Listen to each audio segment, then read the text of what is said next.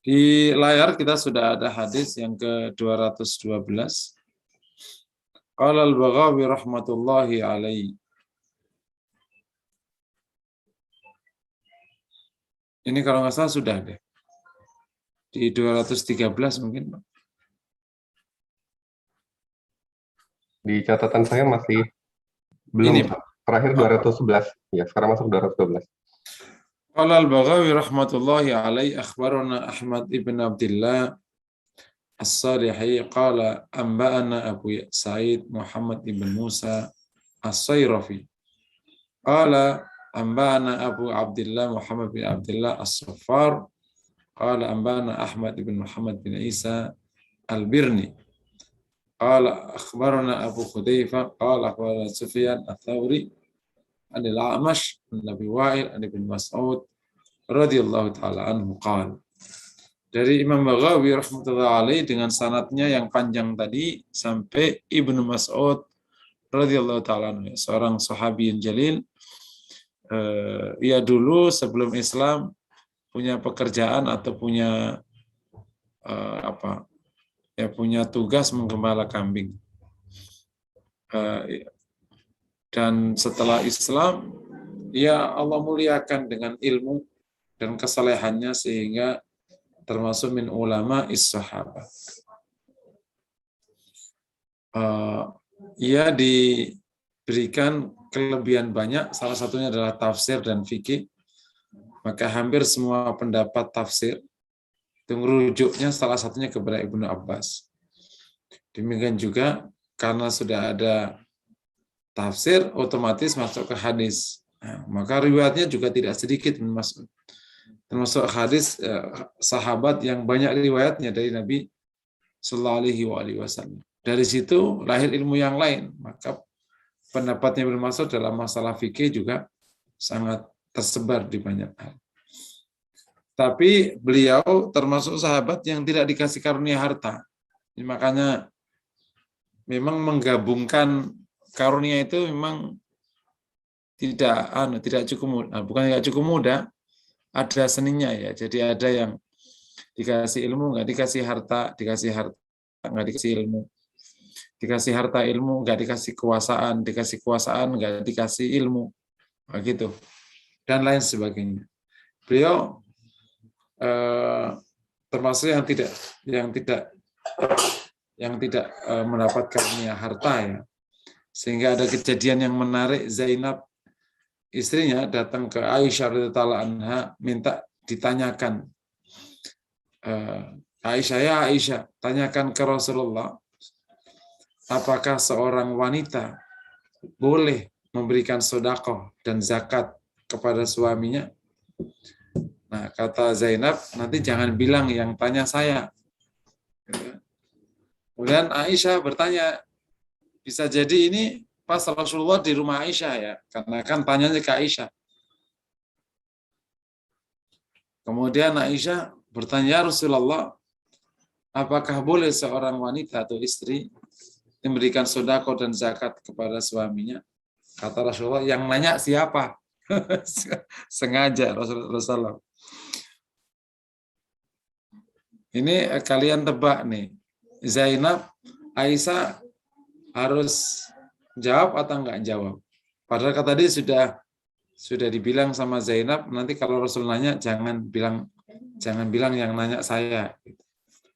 Karena Rasul bertanya, maka Aisyah bertanya yang nanya Zainab, ya ini istri Ibnu Mas'ud. Kata Rasulullah boleh. Nah di sini ada kejadian kecil bahwa pesan siapapun itu boleh dilanggar kalau berhadapan dengan Rasulullah.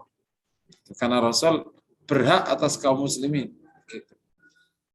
An-nabiyyu aula bil mu'minina min anfusihim. Nabi itu lebih utama terhadap orang mukmin, lebih berhak terhadap orang mukmin daripada diri mereka sendiri. Jadi apapun itu Rasul punya otoritas untuk bisa menolak yang lain. Nah, jadi Ibnu Mas'ud punya istri Zainab yang kaya. Jadi ini memang kejadian, banyak ulama dia nggak punya income, tapi yang kaya istrinya mirip-mirip sebenarnya. Qala qasama Rasulullah SAW qasman faqala rajul. Ibnu Mas'ud berkata Nabi membagi pembagian. Ini bisa zakat, bisa pampasan, bisa yang lain. Faqala rajulun, maka seorang berkata, ma urida biha wajhullah. Iya, yakni Rasulullah tidak membagi karena Allah itu. Fataitu Nabiyya sallallahu alaihi wasallam fatakartu dzalika fatama'ar wajhuhu tsumma qala. Maka saya mendatangi Nabi sallallahu alaihi wasallam dan saya menyebut hal itu, menceritakan hal itu. Fatama'ar wajhuhu. Maka merahlah wajahnya, yakni wajah Rasulullah sallallahu alaihi wasallam. Tsumma qala, yarhamullahu Musa qad udhiya bima huwa asyaddu minhu min hadza fasabar. Semoga Allah merahmati Nabi Musa yang disakiti dengan hal yang lebih berat dan dia sabar. Nah, ini ada case kecil ya. Nabi membagi pembagian, sedang melaksanakan pembagian, dan ada orang yang usil ngomong Rasul mah gak ikhlas, ketika bahasanya gini, dia mah gak ikhlas.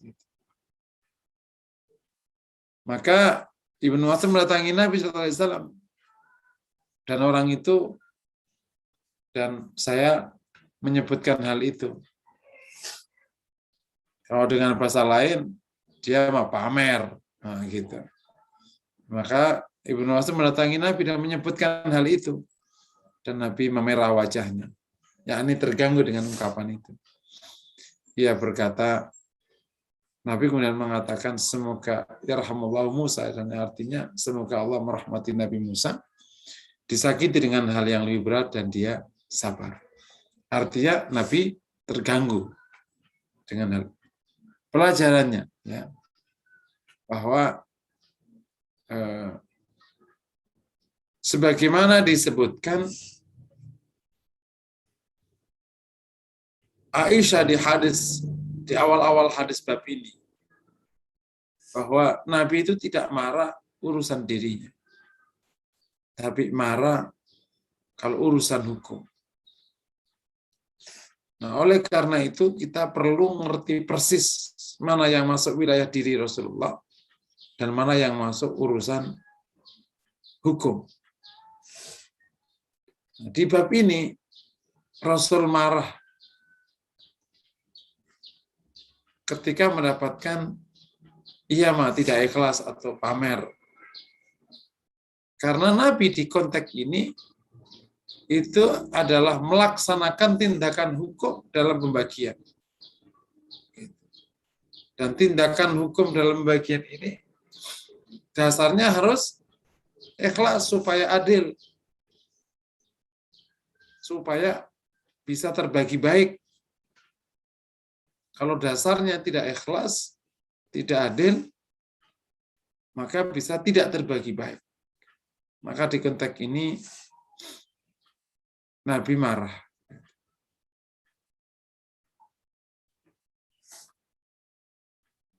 Ini yang pertama. Yang kedua, Nabi marah dapat dijelaskan karena usilnya orang yang demikian ini. Kalau bahasa lain, enak-enak bagi, usil amat ya. Nah, ini juga menjelaskan tentang sikap terhadap orang usil, gitu, yang akhirnya membuat Nabi memerah wajahnya karena merasa tidak nyaman atau tersakiti. Tetapi lagi-lagi di sini kita bisa mendapatkan pelajaran. Ketidaknyamanan Nabi ini ekspresinya cuman memerah wajahnya. Dan Nabi kalau merah wajahnya itu maknanya sedang marah atau tidak nyaman. Ada 3 ya ekspresi Nabi kalau marah. Yang pertama, memerah wajahnya, titik. Yang kedua, memerah wajahnya dan memberikan pernyataan seperti yang sekarang. Atau menurut riwayat lain, Nabi kalau sudah meletakkan selendangnya tidak lagi menggunakannya, atau mau itu berarti menunjukkan Nabi sedang marah. Kalau sudah nenteng selendangnya, itu menunjukkan Nabi juga sedang marah.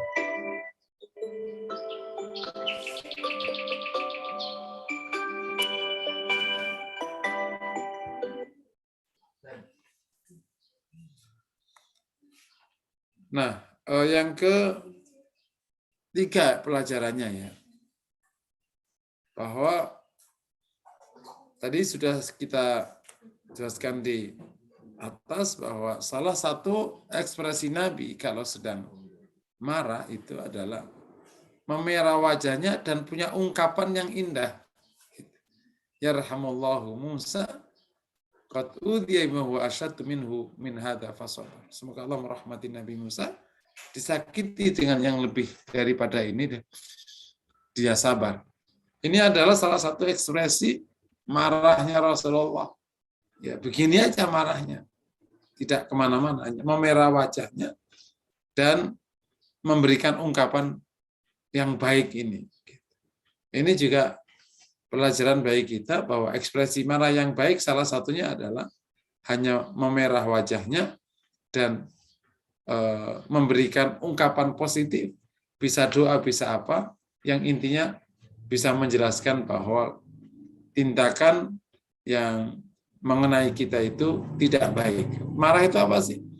Marah itu kan tidak berkenan atas satu tindakan kepada kita. Nah, tidak berkenan itu namanya marah. Ekspresinya macam-macam. Nah, Rasul punya ekspresi yang indah sekali. Ada ekspresi marah itu kan ada yang sampai teriak-teriak, terus mukul, terus ngelempar piring, banting jendela, banting barang. Itu ekstrim sebelah kanan. Nanti yang ekstrim sebelah kiri marah tapi diem, sampai nggak ketahuan apa yang dimarahkan, nggak jelas. Nah, yang ketiga itu bukan marah tapi tanpa ekspresi sama sekali, malah senyum gitu, sehingga ketahuan marah atau enggaknya. Nah, yang tengah ini ada ekspresi marahnya tampak, tapi menggunakannya dengan sangat moderat, sehingga pesannya orang lain tahu bahwa tindakannya tadi nggak benar, tetapi dia mendapat respon tetap indah. Kalau ekstrim kanan itu bahaya, karena bisa merusak. Tapi ekstrim kiri itu membuat orang lain nggak tahu, dan itu bahaya. Misalnya orang diam aja, udah biasa aja, padahal dia menyimpan amarah yang besar misalnya. Sehingga orang yang dimarahi juga nggak tahu kalau dia itu marah. Nah, ini yang akhirnya malah menyebabkan dendam yang berkepanjangan. Ini ekspresi marah yang demikian ini indah. Cuman sebagai saya katakan bahwa akhlak mulia itu menjadi penting, menjadi nyaman ketika juga bergabung dengan lingkungan yang mulia. Ya, kalau akhlak mulia dapat sikap yang tidak mulia, ya terkadang akhirnya jadi proses kemuliaannya menjadi tidak lengkap. Karena apa? Orang mulia ini akhirnya sendirian dalam kanan kiri yang tidak mulia. Tapi lagi-lagi tentu akhlak kan memang dipraktekin kondisi apapun. Terakhir, ini sekaligus juga menunjukkan sifat pemaafnya Nabi SAW yang tidak juga bersikap berlebihan kepada yang melakukan ini, apalagi membalasnya atau menamparnya, naudzubillah, bagian dari kelapangan dada Rasulullah SAW. Nah, sekaligus ini dikatakan bahwa orang yang lapang dada dan pemaaf bukan berarti tidak punya ekspresi.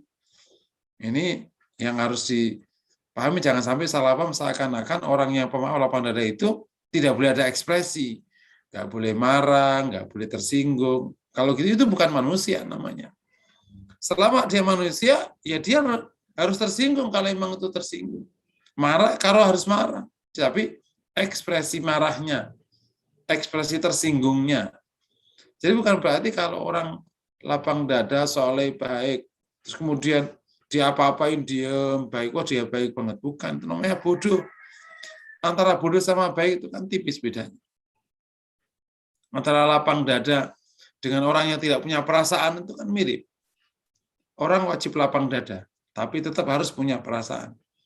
Orang harus pemaaf, tapi tetap dia harus tetap menjadi manusia. Yang bisa jadi dia tersinggung. Tapi ekspresinya nanti seperti apa? Nah, itu yang menjadi pembeda.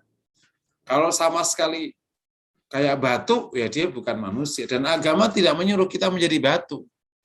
Jangan sampai salah. Makanya dalam belajar tazkiyatun nafas itu, kalau nggak kuat sunnahnya, itu bisa terjebak pada sikap yang berlebihan.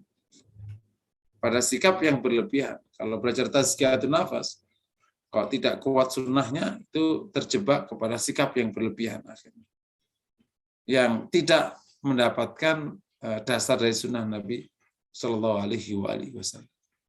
Oke, ada 4 pelajaran penting dari hadis 212. Kalau ada pertanyaan dipersilakan, kalau tidak kita lanjut. Sambil nunggu kalau ada pertanyaan. Fadhal. Baik, Bapak Ibu sekalian, jika ada pertanyaan, Bapak Ibu bisa raise hand untuk bertanya langsung kepada Ustadz, ataupun mengetikkan di kolom chat untuk nanti kami bacakan untuk disampaikan kepada Ustadz. Sampai saat ini belum ada yang bertanya, Ustadz. Ya. Bisa dilanjutkan. Kita lanjut ya. 213. Sip. Qala al-Baghawi rahmatullahi alaihi haddatsana al-Mutahhir bin Ali. Qala anba'ana Muhammad ibn Ibrahim. Qala anba'ana Abdullah bin Muhammad bin Ja'far. Qala akhbarana Ibnu Rustah. Qala akhbarana Ubaidullah ibn Mu'ad. Qala akhbarana Abi an Humaid an Anas radhiyallahu ta'ala anhu qala. Dari Imam Baghawi rahmatullahi alaihi dengan sanadnya ya yang panjang tadi sampai Anas ibn Malik radhiyallahu ta'ala anhu qala, ia berkata. Nah, ini Anas ini salah satu sahabat ya yang mulia sekali. Ia bersama Rasulullah sekitar 9 atau 10 tahun. Waktu bersama Nabi itu umurnya baru 6 tahun, jadi menyelesaikan tugas bersama Nabi sekitar 16 tahun. Dan kalau Ibnu Mas'ud itu mendapat, Ibnu Abbas itu mendapat doa tentang ilmu, kalau Anas dapat doa tentang harta dan anak-anak. Memang beda-beda doa Rasulullah itu kepada sahabatnya. Ibnu Abbas dapat doa dari Rasulullah itu, padahal ia kan ponakannya ya, Ibnu Abbas. Allahumma faqihu fiddin wa 'allimhu ta'wil, itu doa Rasulullah kepada Ibnu Abbas. Bapak Ibu bisa menggunakan doa ini untuk anaknya. Allahumma faqihu fiddin wa 'allimhu ta'wil, ya Allah pahamkan ia dalam urusan agama dan ajar ia takwil Quran, tafsir Al-Quran. Maka benar Ibnu Abbas alim sekali dan urusan tafsir menjadi rujukan utama. Di umur 15 sudah disandingkan oleh Umar bin Khattab saat ia jadi khalifah, disandingkan dengan sahabat-sahabat besar seperti Ali bin Abi Thalib, Utsman bin Affan, Abdurrahman bin Auf untuk memutuskan perkara. Padahal usianya masih 15. Nah, beda Ibnu Abbas, beda Ibnu Anas bin Malik. Anas bin Malik dapat doa dari Nabi itu, doanya Allah marzuqhu amwala wa aulada. Ya Allah, kasih rezeki ia anak-anak dan harta, harta-harta dan anak-anak. Dan Anas mengatakan di akhir-akhir hayatnya, karena Anas termasuk yang dikasih oleh Allah umur panjang. Dikasih Allah umur panjang. Kata Anas bin Malik, aku dapati diriku orang yang paling kaya di antara sahabat. Jadi saat sahabat-sahabat itu sudah pada tidak ada, ia dapati dia paling kaya. Dan benar-benar anaknya luar biasa. Bapak Ibu mungkin tidak membayangkan gimana bisa punya anak sebanyak itu. Anaknya Anas bin Malik itu 100. Masya Allah, hartanya kayak apa. Jadi sahabat Rasul itu salah satu enaknya itu kalau ngapa-ngapain itu tidak pakai proses panjang, pakai apa? Doa Rasulullah, udah. Dapat doa Nabi, selesai sudah. Abu Hurairah datang ke Rasulullah mengeluhkan tentang hafalannya yang suka lupa. Kemudian Rasulullah SAW, bukalah serbanmu. Rasul mendoakannya, tutuplah serbanmu. Tutup. Kata Abu Hurairah, sejak itu aku tidak pernah lupa atas apa yang Rasul katakan kepada aku. Langsung. Jabir radhiyallahu taala anhu nggak bisa naik kuda, datang ke Nabi. Kan masih kecil tuh Jabir. Ya Rasulullah, nggak bisa naik kuda. Langsung dipegang dadanya oleh baginda Nabi, Allah majalu hadiyan mahdiya. Jadikan ia orang yang berpetunjuk. Sejak itu langsung piawai naik kuda. Enak ya? Jadi solusi cukup praktis dari baginda Nabi itu doa. Nggak panjang cerita. Nah, makanya bagi kaum muslimin sebenarnya salah satu yang harus dikembangkan itu gimana kita punya doa mustajab. Karena doa mustajab itu memangkas semua proses yang panjang cerita. Ada ungkapan para ulama, ad-doa khairul asbab. Doa itu sebaik-baik sebab. Ungkapan ini ditiru oleh para 52 profesor yang meneliti dan menuliskan buku The Secret. Cara terbaik untuk mendapatkan sesuatu adalah dengan cara meminta. Jadi kami ulangi lagi, perlu kita mengasah doa kita agar doa kita ini mustajab. Ya, dengan cara takarrub, menyedikitkan maksiat, zikrullah dan seterusnya. Semoga doa kita mustajab. Nah, salah satu kembali lagi orang yang dapat doa Rasulullah yang indah itu namanya Anas ibn Malik yang melayani Nabi hampir 10 tahun dan diberikan oleh oleh Rasulullah satu balasan doa yang indah. Jadi Rasul ngasih sesuatu nggak panjang cerita, doa, udah selesai. Nggak usah kasih modal, nggak usah kasih saham, nggak usah dikasih perusahaan, nggak usah dikasih rumah. Doain, selesai urusannya sudah. Enak ya, coba kalau ketemu Nabi, kita minta doa banyak ya. Semoga Allah mudahkan ya, kita semua bisa ketemu Rasulullah SAW. Qala kusirat rubaiyatun Nabi sallallahu alaihi wasallam. Anas bin Malik, rubaiyah Nabi itu gigi bagian depan itu pecah. Ya, ada salah satu gigi yang 4 itu pecah. Yauma Uhud, pada waktu perang Uhud. Syuja dan Nabi juga berdarah, yakni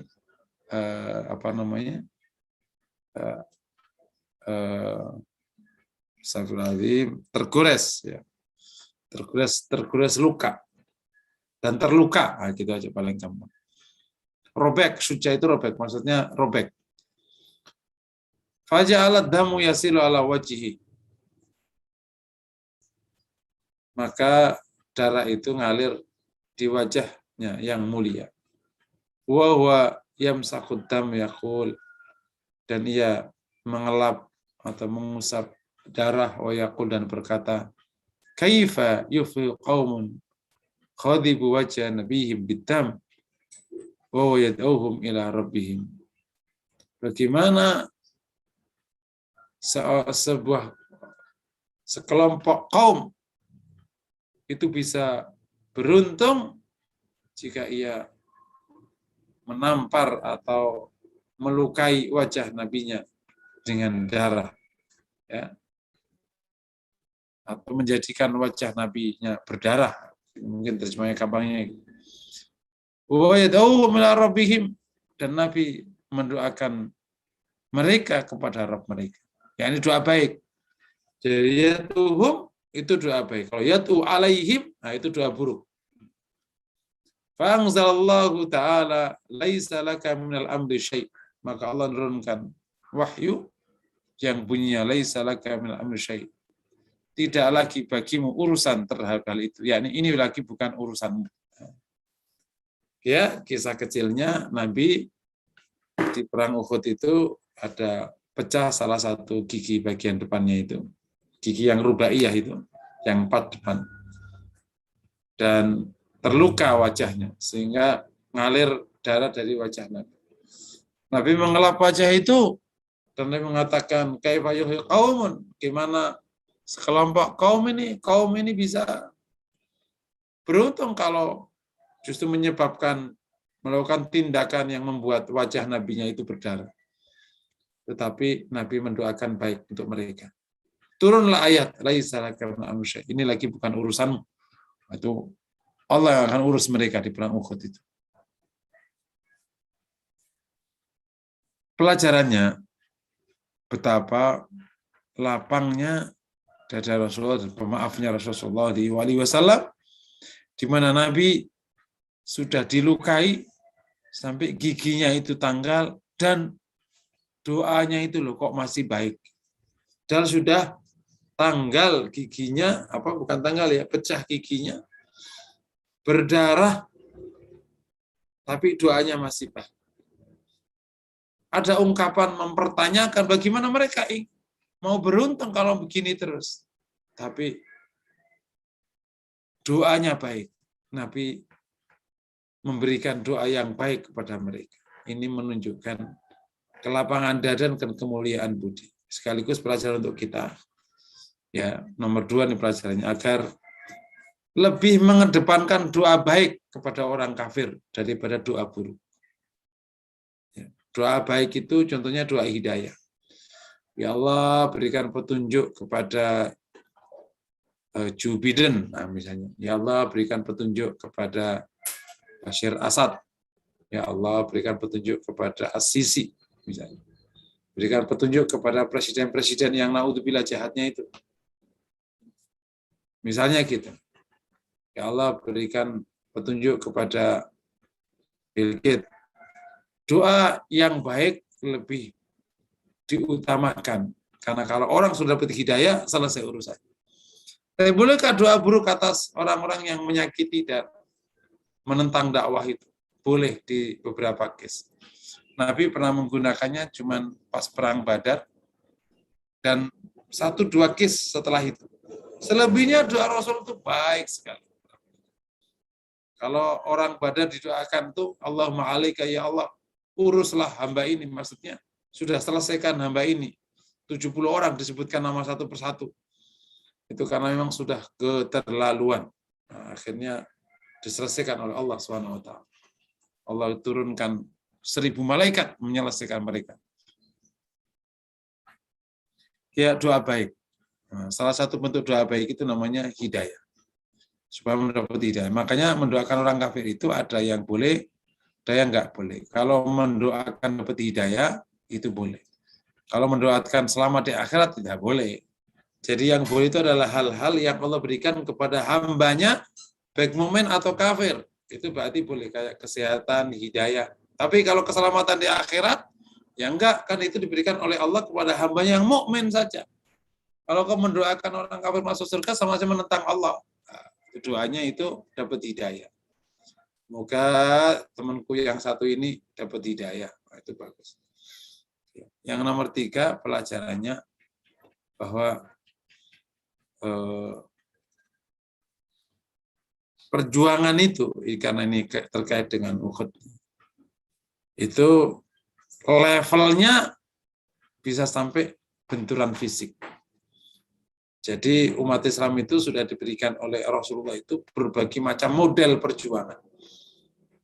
Ada perjuangan model ngomong-ngomong, ada perjuangan model diplomasi, ada model perjuangan pendekatan pribadi, ada model perjuangan atau dakwah, model strategi-strategi, ada model perjuangan namanya perang berhadapan fisik. Nah, Rasul itu memberikan seluruh model. Seakan-akan kita dikatakan begini, seluruh dinamika yang akan menimpa umat Nabi tidak akan melampaui dinamika yang akan dilaksanakan Nabi. Tinggal dicocok-cocokin aja. Kalau ketemu ini berarti modelnya begini. Kalau ketemu gini modelnya begini. Gitu. Dan model diplomasi Nabi juga udah jalankan banyak. Model ngomong-ngomong Nabi pernah lama. Nah, termasuk ini model fisik ini pas perang Uhud. Jadi kaum muslimin itu harus siap dengan seluruh model perjuangan. Cocoknya apa? Gitu. Nah, kalau di alam-alam yang damai, ya cocoknya damai. Nah, kalau kayak orang di Palestina, kayak orang di Irak zaman dulu, ya itu tidak boleh damai, mau dia serang. Kalau orang diserang kok damai, itu namanya bukan baik, namanya bodoh. Ada orang diserang, kayak bapak nih, tiba-tiba di jalan dikaplok sama preman. Terus diem aja, itu bukan baik, namanya lemah. Bodoh namanya. Antara bodoh sama baik itu mirip bedanya. Mirip. Kadang orang nggak bisa ngebedain. Kayak suami yang memberikan ATM kepada istrinya sehingga dia tidak pernah menyentuh uang sedikit pun setiap hari dia minta transport ke istrinya. Itu baik atau bodoh? Mirip-mirip itu. Sampai dia nggak kuasa sedikit pun atas hartanya. Itu baik atau bodoh, Bapak yang tahu itu. Oke ya. Jadi kita dapat pelajaran bahwa salah satu model perjuangan ya Uhud ini atau jihad qital ya, yang berdampak kepada pecahnya gigi Rasulullah, robeknya wajah Rasulullah sampai mengalirkan darah. Nah, ini sesuatu yang sudah menjadi sunnah dakwah, sunnatullah fi dakwah, sunnah Allah di dakwah, dan kaum muslimin harus siap dengan segala bentuk model. Jadi harus menemukan strategi yang tepat untuk setiap medan dakwah. Yang tepat itu apa? Ngomong-ngomong, diplomasi, adu strategi, atau pakai keuangan, atau pakai apa, dan lain sebagainya. Dan perlu mendapat kajian yang serius di bab ini agar kita semua punya pemahaman dan implementasi dakwah yang tepat. Dan nomor 5 terakhir ini pelajarannya bahwa Allah selalu kawal Rasulullah. Allah selalu kawal Rasulullah. Ada apa-apa kasih wahyu. Ada apa-apa kasih wahyu. Pas utusan Allah terbaiknya ini disakiti, Allah akan urus. Oh, udah bahasa terima ini. Allah yang akan urus mereka. Laisa laka min amri syai'. Ini sudah istilah, ini sudah lagi bukan urusanmu Muhammad. Ini sudah menjadi urusan Allah langsung. Tentu semuanya urusan Allah. Tapi langsung laisa laka min amri syai', ini sudah bukan lagi urusanmu. Ini berhadapan dengan Allah SWT. Makanya Allah menolong Rasulullah di Uhud, di ronde yang kedua itu dengan cara yang unik sekali. Yang itu tampak dari sikap para wanita Quraisy. Jadi kan seakan-akan Quraisy ini merasa menang, seperti pernyataan Abu Sufyan ketika sore hari di perang Uhud. Kata Abu Sufyan,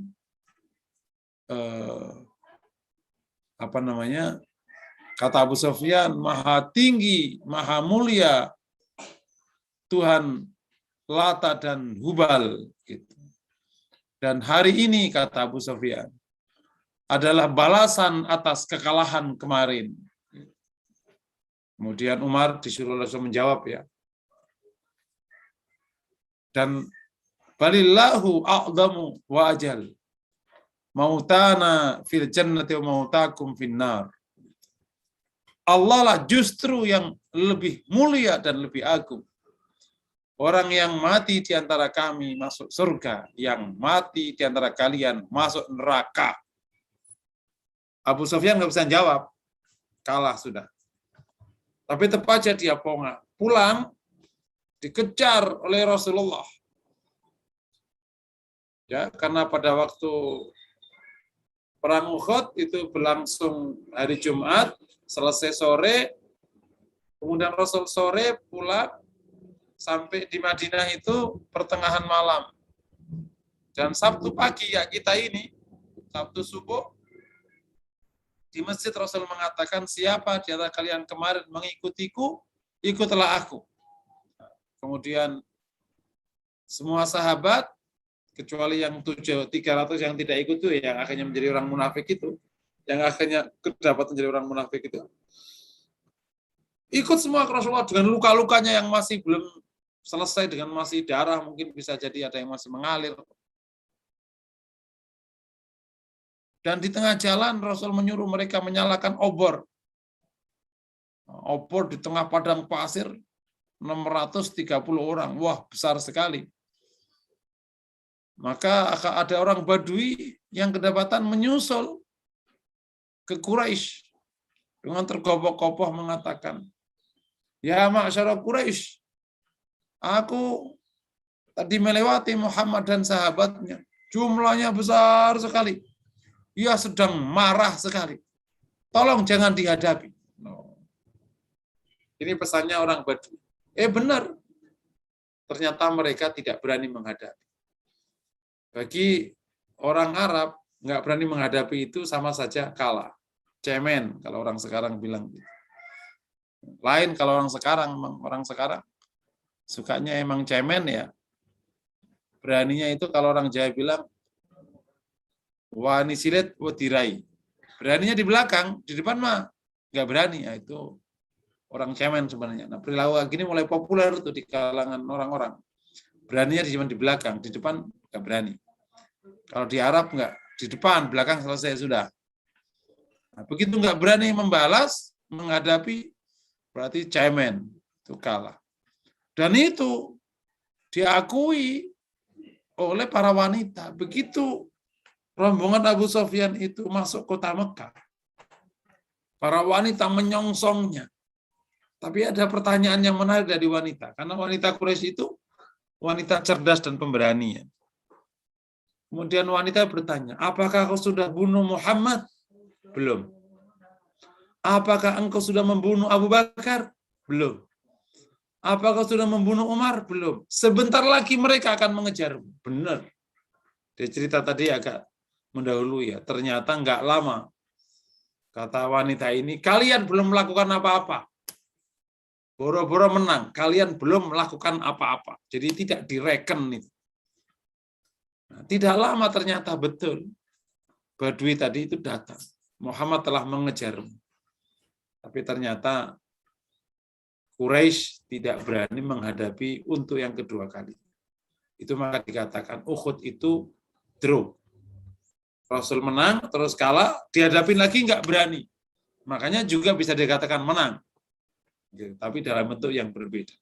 Karena sudah tidak lagi menjadi Allah langsung urus. Allah mungkin jatuhkan rasa takut kepada mereka. Sehingga nggak berani menghadapi Nabi SAW. Tapi sekira dihadapi, kata mungkin kejadiannya bisa porak-poranda. Karena Nabi udah cukup marah di perang Uhud itu. Oke, ini pelajaran luar biasa pentingnya. Tentu bagi kita, terutama pelajaran yang kelima, agar kita selalu mendapatkan pengawalan dari Allah. Gitu ya. Allahumma ya hayy ya qayyum, la ilaha illa anta, ilaika nastaghith, aslih lana syu'unana kullah, wa la takilna ila anfusina tarfata. Jangan serahkan diri kami kepada kami, biar diurus oleh Allah. Apa aja diurus oleh Allah. Ini luar biasa. Demikian yang dapat saya sampaikan, 2 hadis ya. Kalau ada pertanyaan dipersilakan. Jazakallah khairan, Ustaz. Saya izin bacakan dari kolom chat, sudah ada yang bertanya, Ustaz. Dari Pak Wasis. Assalamualaikum, Ustaz. Sejauh mana kita bisa mendoakan bagi mereka yang kafir? Apakah mendoakan seperti kesuksesan usahanya atau keselamatan dalam perjalanannya itu termasuk doa yang tidak diperbolehkan, Ustaz? Ya, jadi aturannya, pokoknya doa, apa saja yang diberikan oleh Allah kepada hambanya secara umum, kayak kesehatan, terutama hidayah, itu boleh kepada orang kafir. Tapi kalau apa saja yang hanya Allah berikan kepada orang mukmin, maka tidak boleh diberikan kepada, doanya tidak boleh dipanjatkan kepada orang, contoh keselamatan kelak di akhirat. Contoh keberkahan hidup, itu hanya diberikan oleh Allah kepada mukmin. Kalau sehat kan siapa aja sehat. Kambing sehat, orang soleh sehat, orang kafir sehat.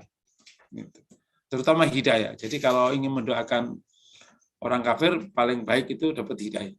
Nah, kemudian mungkin sehat itu termasuk doa yang boleh karena Allah berikan kepada siapa dari hambanya sehat. Allah alam bisa. Baik, syukran Ustaz. Berikutnya saya beralih pada jamaah yang raise hand. Di sini ada Pak Khairul Aslam. Dipersilakan Pak Khairul untuk unmute. Baik, bismillahirrahmanirrahim. Assalamualaikum Ustaz.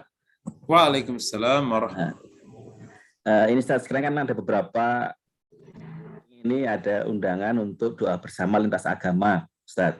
Untuk teman-teman yang sedang sakit, tadi sudah dijawab boleh ya. Tapi juga pernah saya dapat undangan untuk doa lintas agama bagi orang-orang yang sudah meninggal, dan di antara yang meninggal itu ada yang non-muslim. Boleh atau tidak? Dan yang kedua, kalau misalkan saya diminta untuk memimpin doa secara Islam, itu untuk ayat tersebut kira-kira boleh diterima enggak Ustaz? Atau bagaimana Ustaz? Mohon pencerahannya Ustaz. Terima kasih Ustaz. Ya. Kalau kita mendoakan yang sudah meninggal, yang nggak usah didoain yang meninggal, didoakan aja yang masih hidup. Kalau sudah meninggal sudah selesai. Jadi kalau ada doa bersama, mendoakan yang sudah meninggal, ya nggak usah didoain yang meninggal itu, yang hidup aja didoakan. Kalau perkara gini, mah gayanya kiai-kiai di NU bisa dipakai. Kan ada istilah itu. Orang Indonesia itu jangan dihadapin, tapi diakali. Ada istilah gitu. Karena maka ada cerita kalau nggak salah di Rembang atau di Lasem ya. Ada orang non-muslim Chinese minta karena dekat sama seorang kiai, minta bapaknya disolatin gitu. Makanya ditaruh sholat, si jenazahnya taruh di belakang. Si Pak Kiai ini mimpin doa. Nah, sholat doa aja biasa doa, sholat. Niatnya sholat gaib kepada orang-orang mukmin. Nah, jenazahnya taruh di belakang. Nah, terus temannya ini, yang non muslim ini nanya, Pak Kiai, kok bapak saya taruh di belakang, bukan di depan, bisa kalau di depan. Kata dia, iya, bapakmu kan kuat, jadi di belakang dia. Jadi ini gaya masyarakat Jawa menyelesaikan masalah. Dan ternyata gaya ini yang diminati orang sini. Yang saya katakan, wani silet bedirai. Emang gayanya itu tidak terbuka, tapi ya ngakalin gitu. Itu gayanya memang. Dan orang begitu itu di sini namanya bijaksana. Kalau di Arab itu namanya tidak berani, gitu. Itu beda-beda budaya ya. Nah, kalau orang sini kalau terbuka gitu kamu namanya orang tidak punya etika. Tapi kalau yang agak melipir kayak gitu itu namanya bijaksana. Jadi mungkin belajar dari budaya di kita Indonesia. Kalau ada yang minta ya yang meninggal ya jangan didoakan. Bapak baca doa apa aja sendiri, nggak usah diterjemahkan. Rabbana atina fid dunya hasanah kan untuk kita sendiri. Gitu. Kalau perlu doanya itu pakai saya. Rabbi firi wali walidaya, ampuni saya dan ampuni orang tua saya gitu. Yang lain nggak didoain. Gitu. Orang sini kan nggak ngerti bahasa Arab. Nah, jadi gayanya orang sini begitu. Mungkin antum bisa menggunakan gaya-gaya itu. Jadi tetap baik di mata pergaulan, tapi tidak salah secara hukum. Nah, itu gayanya orang sini begitu. Dan saya catat selama saya bersama masyarakat dengan berbagai macam lapisannya termasuk kampus itu, gaya yang terlalu terbuka dan frontal itu ternyata dianggap kurang bijaksana. Padahal itu kalau di negara lain itu namanya terbuka, fair, jantan, ya. Kan memang budayanya beda-beda kan.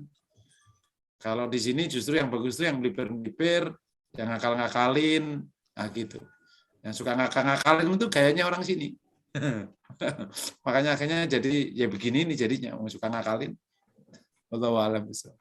Tapi Ustaz, kalau di antara yang meninggal itu ada yang muslim, kan kita doanya gimana Ustaz? Ada yang muslim, ada yang non muslim. Kejadian nih Ustaz. Dia udah, meninggal. Allahumma iya. ighfir mautal muslimin. Langsung, ya Allah berikan Oh. ampuni orang muslim yang meninggal di antara kami. Ah. Udah selesai aja. Iya. Dan kok jadi terjemahkan? Kok jadi terjemahkan? Ya. Baik Ustaz, terima kasih banyak Ustaz. Jazakallah.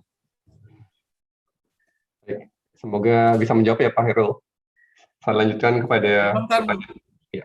toleransi di sini kadang melampaui batas. Kan jelas ya, toleransi itu kan tidak perlu mencampur-campur agama.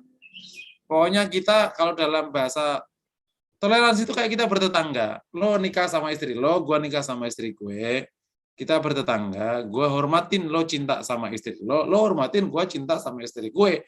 Lo nggak usah mendorong-dorong saya mencintai istri lo, nanti malah susah ntar kita. Gitu. Nah, itu toleransi itu bertetangga itu sebenarnya. Allah alam bismillah. Baik, Ustaz. Saya lanjutkan kepada pertanyaan berikutnya dari Ibu Yuli. Sering kita memaknai bahwa doa hanya sekedar pelengkap keberhasilan kita. Meski padahal itu salah. Mohon pencerahannya, Ustaz. Iya, memang ini sudah salah kaprah. Dianggap doa itu pelengkap. Padahal kalau antum perhatikan seluruh proses itu diawali dan diakhiri dan disertai dengan doa. Ya. Faidza qudiyatis shalah fantashiru fil ardi wabtaghu min fadlillah. Ya, ketika selesai sholat, tetaplah di muka bumi, zikirlah. Jadi kerja itu diapit oleh sholat, diapit sama zikir. Kalau kita bekerja, sebelum kita kerja kita ngomong Bismillah tawakkaltu ala Allah. Setiap kita mengerjakan sesuatu yang terputus dari yang lain, kita mulai dengan Bismillah. Bahkan disertai dengan doa setiap saatnya. Rasul ketika berada di medan perang, doa yang dominan. Setelah strategi. Nah, ini salah kaprah. Dianggap doa itu di ujung, karena ada pemahaman bahwa usaha itu yang bersifat fisik, yang sebab akibat. Kalau doa bukan usaha. Doa itu adalah usaha terbaik. Doa itu letaknya itu bukan letaknya di samping usaha, bukan. Usaha itu dampingannya namanya hasil. Ya, bukan usaha dan doa sana sini, enggak. Usaha itu kalau diteruskan namanya hasil. Di dalam usaha itu ada usaha yang bersifat sebab akibat, ada usaha yang bersifat syariah. Sedekah itu usaha, doa itu usaha. Kerja itu usaha. Bangun bisnis itu usaha. Gitu. Ada orang tokonya kecil, doanya gede, ngalir terus tuh. Saya suka ngibaratin, kan ada orang punya ember. Embernya 1. Tapi dia bisa dapat air itu 5 kubik. Kenapa? Karena pas embernya 1 itu, Allah hujani terus. Karena dia, embernya ditaruh di gerojokan. Paham ya? Ada orang, embernya banyak sekali. Tapi nggak dapat air. Kenapa? Lah nggak ada hujan. Paham nggak? Ada orang usaha banyak, tapi nggak ada duitnya. Karena hujannya belum turun. Ada orang usaha 1, kaya raya, karena hujannya turun, dia itu pas digerojokan itu. Paham kira-kira? Jadi, kamu ulang lagi, doa itu usaha. Nah, agar hujan turun, itu beda dengan usaha ember. Jadi orang buka bisnis, belajar itu naruh ember. Nah, naruh ember itu nggak ada artinya kalau hujan nggak turun. Nah, tapi kan hujan kita nggak bisa datengin hujan kan. Satu-satunya cara kita minta, ya Allah hujani ember saya. Gitu. Nanti Allah hujankan. Nah, seandainya ya Allah hujani saya, tapi kita nggak punya ember, tetap masih dapat. Minimal badan kita basah kan. Minimal kita alirkan pakai cara apa, nggak punya ember. Paham? Jadi yang penting itu melalui doa, yang penting hujannya turun. Usahanya mah nanti sambil jalan. Jangan fokus bikin ember, naruh ember, tapi nggak turun-turun hujan. Fokusnya hujan turun dulu. Makanya doa, ya Allah berikan kami rezeki, berikan kami kesehatan, macam-macam semua. Kalau sudah Allah kasih kesehatan, caranya gampang. ada caranya Allah membuat kita itu bisa sehat. Ternyata kita dipergaulkan oleh Allah dengan yang tidak terpapar COVID, kan sehat jadinya. Dipergaulkan oleh Allah. Ternyata kita dikasih imun oleh Allah yang tinggi. Banyak cara Allah membuat kita sehat. Oke ya, jadi doa itu merupakan usaha yang paling bagus. Nah, yang kedua memang salah kaprah ini terjadi karena orang merasa tidak kabul doanya, jadi pada malas. Dan sebenarnya doanya kabul, kan pada belum sabar aja. Nabi Ibrahim itu doanya kapan, kabulnya kapan. Rasulullah doanya kapan, kabulnya kapan. Nah, kita ini bukan nabi, bukan rasul, bukan kiai, bukan ustadz, bukan wali. Doa lambat-lambat dikit maklum lah. Oh. Jadi Allah pasti mengabulkan doa kita. Tetapi kita mungkin yang belum sabar datangnya pengkabulan itu, atau sudah dikabulkan bentuknya tidak seperti yang kita bayangkan, atau bisa jadi Allah sayang kepada kita karena kita amalnya dikit, maka pengkabulan doanya ditaruh di akhirat semua. Sehingga akhirnya kelak di akhirat pas kita butuh, dapat. Gitu. Bisa jadi kan. Kayak orang merantau, itu tagihannya semuanya nggak ada yang bisa ini. Semua tagihan itu setelah tanggal 26 semua. Orang Tegal kan kalau pulang tanggal 26 Ramadan kan. Pak, bisa nggak? Waduh lah, saya terus makan di mana? Bapak makan ala kadarnya aja. Tagihnya tanggal 26, Pak. Bener. Begitu sampai di Nuang, tagihan datang semua. Langsung bisa bangun rumah. Kata temannya, kamu bisa langsung bangun rumah. Iya, lah kan kita sama kerja. Tapi kan aku sengsara setahun, Mas. Ya, tapi kan enakan kamu langsung bisa bangun rumah. Lah aku duitnya udah habis kemarin. Tagihanku itu aku pakai makan jalan-jalan. Nah, kayak gitu. Jadi orang Tegal itu lebih suka tagihannya pas tanggal 26 Ramadan aja turunnya. Nah, ada sebagian orang itu yang oleh Allah memang pengkabulannya di akhirat saja, karena Allah tahu ini orang pahalanya nggak banyak kali, dia butuh pahala banyak. Jadi tentu Allah yang paling tahu tentang kita, sehingga insya Allah doa kita dikabulkan Allah. Insya Allah. Fadhal. Baik, jazakallah khair, Ustaz. Saya lanjut beralih pada yang raise hand. Dipersilakan Pak Endro untuk bertanya. Bismillahirrahmanirrahim. Terima kasih Pak Agung. Assalamualaikum Ustaz Musinin.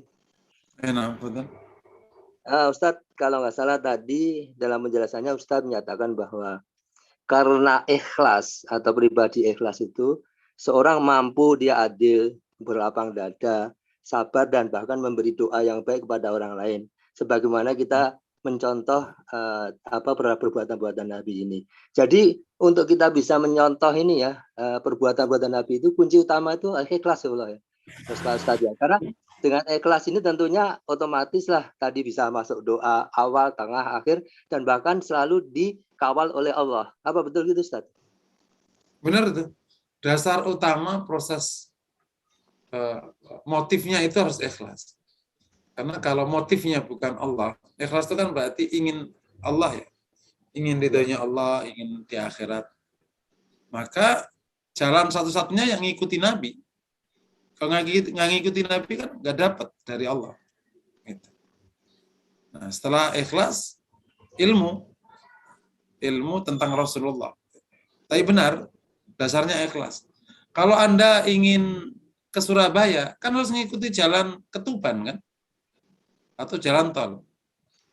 Nah, lain kalau Anda ingin ke Banten, ya pasti jalannya jalan ke Banten. Kalau Anda ingin Allah, ingin ridhonya Allah, jalannya jalan Rasulullah. Nggak ada jalan yang lain. Salah satu kesulitan kenapa orang mencontoh Nabi, karena jangan-jangan yang diinginkan bukan Allah.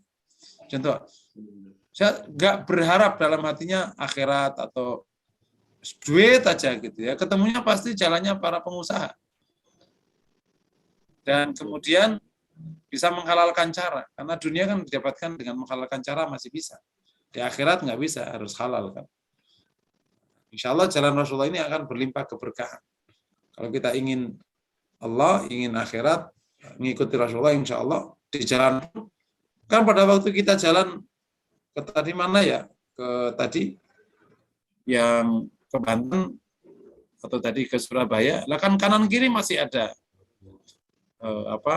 masih ada makanan, masih ada restoran, masih bisa. Jalan Rasulullah kan juga jalan kemuliaan, bukan berarti semua jalan kesedihan kan. Justru malah kebalik, jalan Rasulullah jalan mulia, jalan sana malah jalan hina, repot semua di sana. Wallahu a'lam bishawab. Jadi, ya Ustaz, jadi untuk kita bisa mampu tadi melakukan itu, selain kita harus belajar itu, terutama di gembleng kita itu bagaimana kita bisa ikhlas itu Ustaz ya. Apapun caranya, Betul. Bagaimana ya untuk ikhlas itu ya. Betul itu, Bu. Iya, Pak. Ya. Ya, syukur Ustaz. Saya mulai. Ya, jazakallah Ustaz, dan Pak Indro semoga bisa terjawab pertanyaannya. Saya lanjutkan kepada Ibu Sarah yang juga raise hand. Silakan Bu. Bismillahirrahmanirrahim. Assalamualaikum warahmatullahi wabarakatuh. Apa Ustaz, doa Robik Firli wali walidaya tadi, apakah terputus kalau si antara anak dengan anaknya misalnya muslim, orang tuanya non muslim. Kemudian apa yang harus si anak lakukan pada saat si anak ini kangen atau bagaimana dengan orang tuanya yang sudah meninggal yang non muslim gitu Ustaz. Kita tadi Ustaz bilang untuk mendoakan keselamatan kan tidak mungkin gitu. Itu apa? Assalamualaikum warahmatullahi wabarakatuh. Salam. Ya, ini memang menjadi tantangan dan ujian. Seorang itu bersambung dengan siapapun dari darahnya itu jika ada pintu agama. Kalau dia tidak ada pintu agama, itu bersambungnya hanya sampai dunia. Di akhirat sudah putus. Jadi hubungan orang dengan orang itu, pertama kali itu hubungan agama. Itu yang menyambungkan kita dengan siapapun. Hubungan darah, itu kalau nggak ada unsur agamanya, itu bisa putus di akhirat. Dia hanya bersambung di dunia. Hubungan suami istri, nggak ada agamanya, putus. Di dunia dan di akhirat. Ya kan? Kalau ada salah satu murtad, kan langsung batal. Karena Islam menempatkan hubungan agama di atas segalanya. Gitu. Nah, bagi orang yang akhirnya kedapatan beda agama dengan orang tuanya yang sekarang anaknya Muslim, yang orang tua Muslim, kalau merindukan orang tuanya, ya paling banter kalau datang ke makamnya, tidak lebih. Terus kangen di situ paling. Gitu. Selebihnya seperti yang Allah tegaskan kepada Nabi Nuh, innahu laisa min ahlik innahu amalun ghairu shalih. Dia bukan lagi keluarga. Dia beramal yang tidak soleh. Ini adalah hal yang akhirnya harus dihadapi. Kecuali masih hidup, maka perjuangannya adalah gimana bisa meyakinkan ibu bapaknya untuk mau memeluk agama Islam. Tentu dengan cara yang sangat baik dan bijaksana, tanpa ada unsur paksaan sedikit pun. Jadi, tapi kalau sudah sudah meninggal, maka Robik Firli pun wali walidaya tidak boleh kita mendoakan minta ampun kepada Allah atas orang non-muslim, meskipun dia orang tua kita. Masih kita boleh berbuat baik, bahkan sunnah berbuat baik di level urusan dunia. Nah, mungkin saya bisa, kalau masih hidup kan, ngasih makan, bergaul dengan baik, memuliakan, ya, itu wajib. Ya. Nah, kalau udah meninggal gimana? Ya, kau rawat kuburnya, kau kasih tanaman yang indah, duniawi aja. Ya, kalau kamu ingin datang aja. Tapi akhirnya salam udah nggak bisa. Kan kalau dia ada urusan agama kan, kalau kita datang ke makam orang tua kita salam. Dan nanti Allah akan bangkitkan dia menjawab salam. Jadi kalau kita salam kepada orang tua kita kan dibangkitkan oleh Allah dan menjawab salam kita. Tapi kan kita nggak boleh salam lagi sama dia. Ya sudah, datang aja. Aku datang, ya kali dengar di bab ini ya kita nggak tahu, karena kan urusan akhirat harus ada dalilnya. Kalau kita ngomong gitu, dibangkitkan nggak sama Allah? Nggak tahu kita. Yang kita tahu kalau kita salam Allah bangkitkan, dia menjawab salam. Assalamualaikum ya ummi. salam hai ibuku. Fa inna insyaallah bikilahikun, saya insyaallah nanti aku nyusul ya ma. Gitu. Nah itu kalau muslim kan Allah bangkitkan kalau salam lah, tapi kan kita kan nggak boleh salam jadi ma aku datang nih gitu.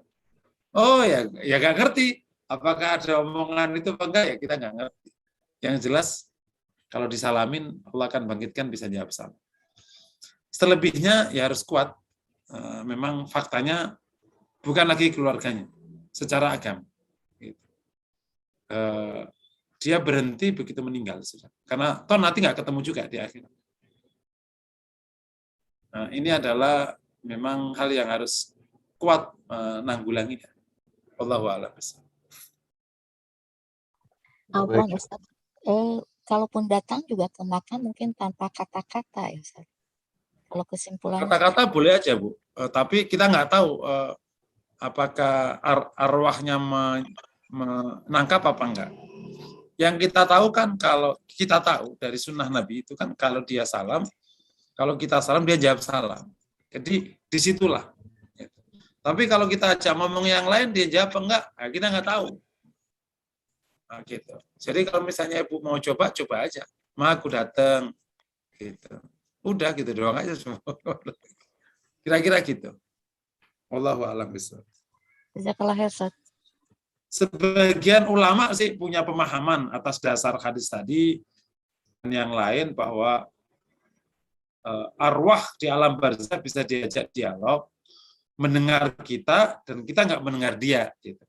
Mereka mendengar kita nggak mendengar dia. Sebagian ulama dasarnya salam tadi. Kalau dia bisa jawab salam, berarti bisa dong diajak mendengarkan ungkapan kita, mah aku pusing nih, suamiku kabur, gitu.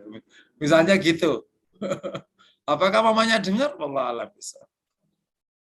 Saya cenderung, ya mungkin tidak, karena alam barzakh kan alam ghaib ya. Alam ghaib nggak bisa dikias-kiaskan. Wallahu a'lam bishawab. Fadhal. Baik, syukran Ustaz. Ini masih ada pertanyaan satu lagi Ustaz, mungkin menjadi pertanyaan yang terakhir. Boleh? Izin bacakan, masih terkait dengan doa untuk anak Ustaz. Ini permohonan untuk minta dibacakan kembali Ustaz untuk doa untuk anak tadi. Dari Oke, yang anak ya. Iya betul. Allahumma, saya tuliskan, Allahumma faqihu fid din wa 'allimhu ta'wil. Allahumma, saya ulangi, Allahumma faqihu fid din wa 'allimhu at-ta'wil. Wa 'allimhu ta'wil. Artinya ya Allah, pahamkan ia dalam urusan agamamu dan ajari ia takwil Al-Qur'an. Sehingga menjadi ulama besar itu. Jazakallahu khair Ustaz. Kalau doanya supaya kaya ya bukan doa itu. Doanya kaya itu doa Rasulullah kepada Anas. Allah marzuqhu amwalau wa aulada. Itu doanya.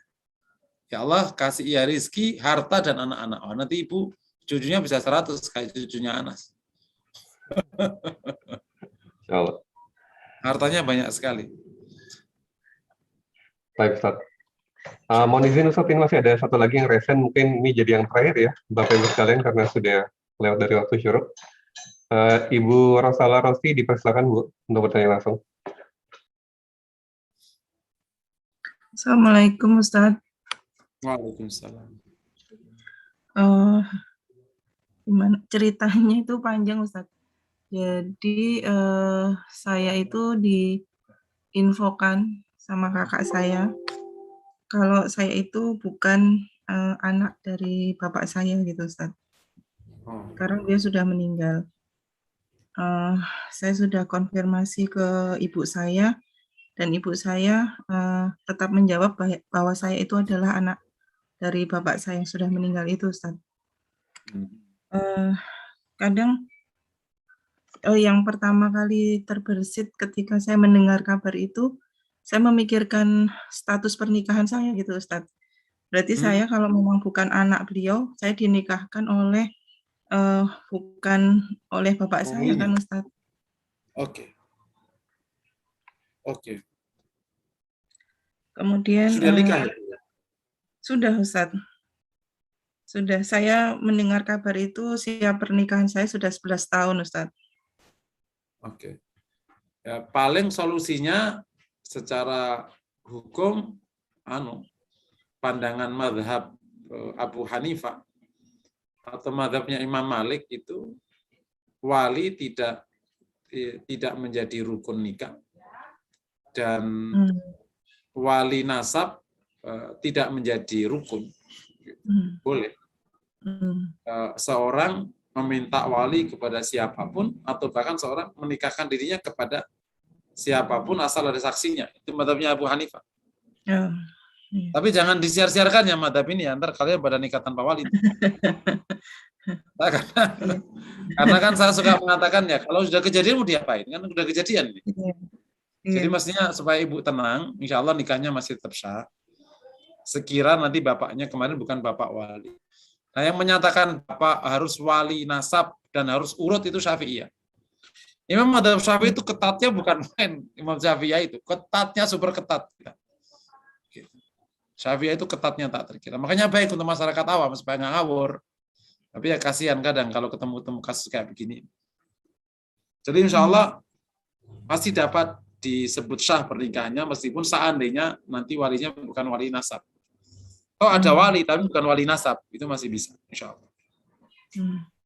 Terus ada kewajiban nggak Ustadz untuk saya mencari orang tua saya yang sebenarnya untuk saya berbakti kepada beliau atau ya udah jalanin aja seperti ini atau bagaimana Ustadz? Lebih tepatnya bukan kewajiban, lebih tepatnya adalah karena ada kewajiban berbuat baik kepada kedua orang tua. Nah, sementara kedua orang tuanya belum ditemukan, berarti prasyarat untuk menunaikan kewajiban itu akhirnya harus mencari, kira-kira gitu. Jadi mencari orang tua itu wajib karena ada kewajiban berbuat baik sama orang tua. Jadi memang benar, ibu cari aja orang tua aslinya, temukan bapak asli, temukan ibu asli. Nanti dari situ ibu bisa berbuat baik kepada mereka. Tetapi tentu kepada bapak ibu yang mengasuh, membesarkan, merawat, itu wajib kita berbuat baik sebagai rasa syukur atas kebaikan seseorang. Jadi kalau bapak, katakan bapak nyambung atau apapun namanya, itu tetap wajib kita berbuat baik padanya. Nanti beberapa konteks berbeda. Bisa karena dia suami dari ibu kita, bisa kalau dia bapak ibunya orang lain, berarti dia telah berbuat baik sama kita. Maka kita harus membalas kebaikan dengan yang lebih baik. Nah, tapi kalau bapak ibu asli, namanya birrul walidain. Allah alam bisa. Ya Bu, cari aja. Iya Ustaz. Terima kasih Ustaz. Assalamualaikum. Alhamdulillah, jazakallahu khair Ustaz. Sudah terjawab semua pertanyaan baik dari kolom chat ataupun dari raise hand. Dan kita waktunya sudah berakhir. Alhamdulillah. Mungkin bisa ditutup Ustaz dengan doa sebelum kita akhiri. Oke, Bapak Ibu, mari kita akhiri dan bersama-sama memohon kepada Allah. Kita istighfar beberapa kali. Astagfirullahaladzim, astagfirullahaladzim. Astagfirullahaladzim li wa li walidayya wa li jami'il muslimin wal muslimat. Bismillahirrahmanirrahim. Alhamdulillahirabbil alamin. Alhamdulillah syakirin. Salli wa sallim ala Muhammad wa ala alihi wa sahbihi ajma'in. Allahumma ighfir lana wa tub alaina innaka antat tawwabur rahim. Ighfir lana wa lidinham kama rabbawna shighara. اللهم آت نفوسنا تقوى وزكها خير من زكاها يا رحمن يا رحيم ارحمنا ارحمنا اللهم اشف مرضانا اشفهم شفاء آجلا شفاء يغادر سقما اللهم اغفر لموتانا اغفر لهم وارحمهم وعافهم واعف عنهم واجعل الجنة مثواهم اكرم مسلم مدخلهم اللهم اشفنا وعافنا في أجسادنا عافنا في أسمائنا عافنا في أبصارنا اللهم إنا نعوذ بك من هذا الفيروس اللهم اصرف عنا هذا الفيروس الله هذا جاء من عبادك ومن جنادك فاصرف عنا وعن أولادنا وعن أزواجنا وعن أهلنا وعن أقاربنا ومن أحب علينا وعن المسلمين والمسلمات والمؤمنات ربنا آتنا في الدنيا حسنة وفي الآخرة حسنة وقنا عذاب النار وصلى الله وسلم على محمد وعلى آله وصحبه وسلم والحمد لله رب العالمين والسلام عليكم ورحمة الله وبركاته. Waalaikumsalam warahmatullahi wabarakatuh. Baik, jazakallahu khairan Ustaz, dan jazakumullah khair kepada Bapak Ibu sekalian yang sudah hadir. Semoga ilmu yang didapatkan dari kajian pagi ini bisa bermanfaat. Amin. Amin ya rabbal alamin. Mari kita sama-sama tutup kajian ini dengan doa kafaratul majelis. Subhanakallahumma wa bihamdika asyhadu an la ilaha illa anta astaghfiruka wa atubu ilaik. Kami izin untuk tutup kajian ini, Bapak Ibu sekalian. Terima kasih. Assalamualaikum warahmatullahi wabarakatuh. Waalaikumsalam warahmatullahi wabarakatuh.